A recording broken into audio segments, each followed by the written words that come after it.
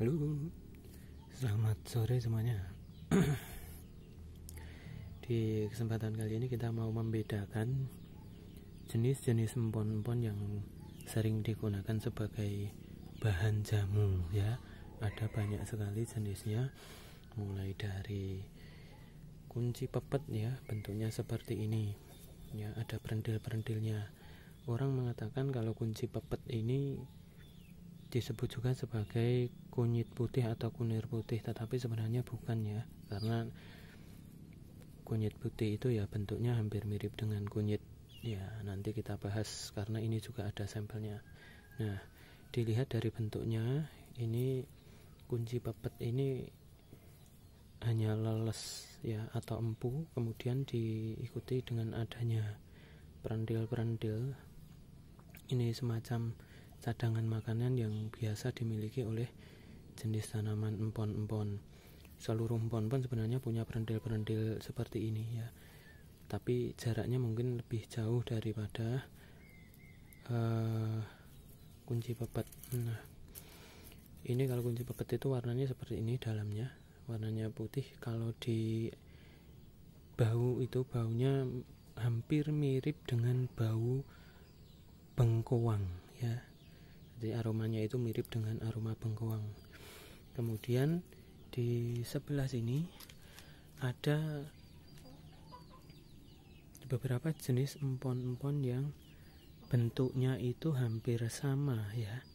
Di sana temulawak, kemudian ini kunyit, kemudian ini temu blenyeh ya, atau temu bayi, kemudian ini temu giring, kemudian ada temu mangga, ada kunyit putih, ada temu hitam ya, kemudian ada temu kunci sayur, kemudian ada jahe, bengle gajah emprit, bengle, lempuyang emprit, dan lempuyang gajah. Kita bahas satu persatu, mulai dari temulawak dulu ya. Temulawak itu bentuknya lebih besar ya, cenderung bulat. Ini sebenarnya ukurannya kecil ya, ada yang bisa sampai besar sekali ya. Dan dari temu-temuan ukuran yang cenderung lebih besar itu dari jenis temulawak ya, karena bisa besar sekali kalau tanahnya subur. Nah, bentuknya seperti ini ya. Kemudian warnanya kalau dibandingkan dengan kunyit ya hampir sama, tapi cenderung lebih merah kunyitnya. Ini karena efek kameranya jadi warnanya hampir sama, tapi sebenarnya lebih merah kunyit ya, lebih merah kunyit. Dilihat dari bentuknya kan juga beda. Kalau temulawak itu lelesnya itu cenderung besar, kemudian kalau kunyit itu lelesnya kecil ya, empunya itu kecil di sini. Kemudian rimbangnya lebih banyak dibandingkan dengan temulawak. Kalau temulawak itu cenderung sedikit rimbangnya ya, ini rimbangnya kan cenderung sedikit, tapi kalau kunyit cenderung banyak. Kemudian di sampingnya kunyit ya, masih ada lagi yang bentuknya hampir sama dengan kunyit, yaitu temu blenyeh ya, hampir sama tapi beda ya bentuknya. Diperhatikan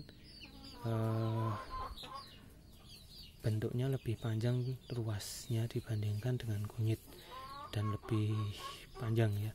Warnanya juga lebih terang dibandingkan dengan kunyit dan temulawak. Nah, ini namanya adalah temu blenyeh atau temu bayi orang-orang menyebutnya. Kemudian di sampingnya lagi ada empon-empon yang hampir sama juga ya, namanya adalah temu giring. Warnanya sangat terang sekali, kuning bersih, kuning cerah ya, kuning mendekati hijau. Dan ini biasa digunakan untuk lulur karena kalau terkena kulitnya bisa cerah sekali. Bentuk rimpangnya cenderung memanjang dan ujungnya runcing. Kalau dibandingkan dengan temu giring kan beda, dibandingkan dengan kunyit juga beda, apalagi temulawak. Rimpangnya cenderung runcing, nah panjang dan runcing. Kemudian ada lagi di samping temu giring yang warnanya juga hampir sama. Ini adalah temu mangga ya. Temu mangga ini sama dengan kunyit putih dari jenis Yedori. Dari bentuknya ya, kemudian warnanya juga sama ya. Hampir sama dengan temu giring, tetapi lebih kuning dan bersih temu giring. Kemudian kalau temu ini dibandingkan dengan temu mangga sama, warnanya sama ya, kuningnya cuma tengah saja. Tetapi yang membedakan antara kunyit putih dengan temu mangga adalah aromanya. Jadi kalau temu mangga itu aromanya seperti mangga. Nah, kalau kunyit putih aromanya sedikit mendekati dengan, kalau dilihat dari aromanya itu mendekati dengan temu blenyeh dan kunyit, tetapi lebih ringan aromanya di kunyit putih. Berikutnya ada lagi, ini namanya adalah temu hitam ya. Kenapa kok disebut dengan temu hitam ya? Karena memang di bagian dalamnya itu putih ke biru-biruan, agak ke hitam-hitaman ya. Aromanya ini lebih terasa pahit ya aromanya, meskipun belum dirasakan, ini aromanya lebih pahit dari empon-empon berikutnya ya. Dari empon-empon yang lain, temu hitam ini lebih pahit. Dilihat dari rimpangnya itu hampir mirip ya, hampir mirip dengan temu mangga, dengan kunyit putih. Dengan kalau temu giring berbeda ya, karena ujungnya runcing, ini kan bedu. Jadi antara temu hitam dengan temu putih atau kunyit putih dengan temu mangga itu bedu ini loh rimpangnya, hampir sama ya. Kemudian setelah temu hitam ada lagi ya, ini adalah temu kunci yang biasa dibikin sayur ya, aromanya segar. Kemudian ada lagi yang rimpangnya itu hampir sama ya. Di sini kebetulan ada jahe, kemudian bengle emprit, bengle biasa, kemudian lempuyang emprit ya, ini lempuyang emprit, dan ini lempuyang gajah. Ketiga rimpang ini hampir sama ya secara sepintas, tetapi kalau sudah terbiasa mudah sekali untuk membedakannya. Yang pertama jahe ya, jahe itu kan jenisnya ada emprit, ada jahe kapur, ada jahe gajah, ada jahe paris, jahe sunti, jahe merah. Nah kebetulan ini adalah jahe emprit ya. Seperti biasa aromanya ya aroma jahe, mendekati sereh ya kalau jahe itu. Makanya ketika minuman dari jahe itu dicampur dengan serai, aromanya bisa kuat sekali ya. Ini hampir sama ya, hampir sama. Nah hampir sama. Kemudian bengle emprit ya, dibanding dengan jahe lebih kecil, kemudian warnanya juga lebih pucat, agak kuning-kuningan. Nah berikutnya adalah bengle ya, ini adalah bengle, mirip sekali ya dengan jahe, tetapi di dalam bengle ini warnanya sangat kuning cerah sekali, dan aromanya lebih wangi. Wanginya itu wangi mendekati kemenyan. Jadi di beberapa masyarakat tradisional menggunakan bengle ini dicampur dengan akar dari tanaman jelingo untuk semacam mengusir makhluk-makhluk halus, karena aromanya itu mirip dan mendekati kemenyan ya.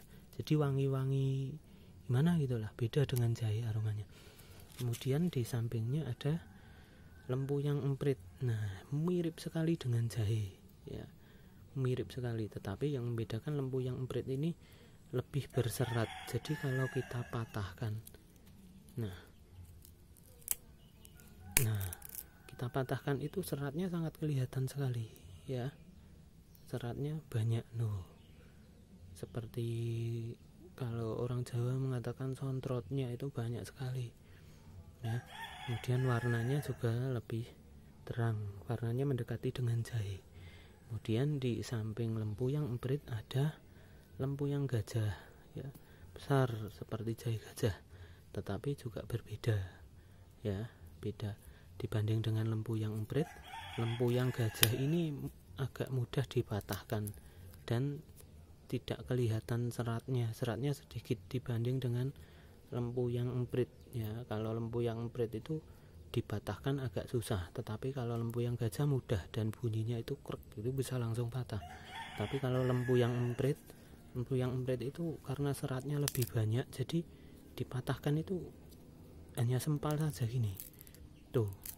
Nah banyak, karena banyak ya, beda ya, tidak langsung patah. Tapi kalau lempu yang gajah mudah matahkannya, di tek gitu udah patah total ya. Nah inilah perbedaan dari empon-empon yang biasa digunakan sebagai bahan jamu. Harapannya ini membantu rekan-rekan untuk menemukan beberapa jenis empon-empon yang memang dibutuhkan sebagai minuman tradisional jamu. Terima kasih sudah melihat, semoga bermanfaat.